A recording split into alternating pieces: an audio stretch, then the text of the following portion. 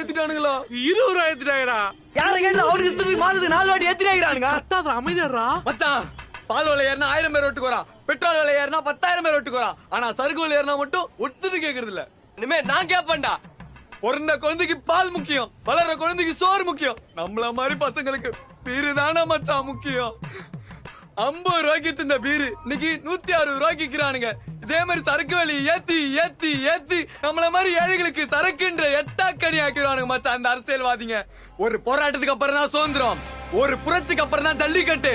நான் முடிவு பண்ணிட்டேன், இப்ப இல்லன்னா வேற எப்பயுமே இல்ல. என்ன சொல்றீங்க?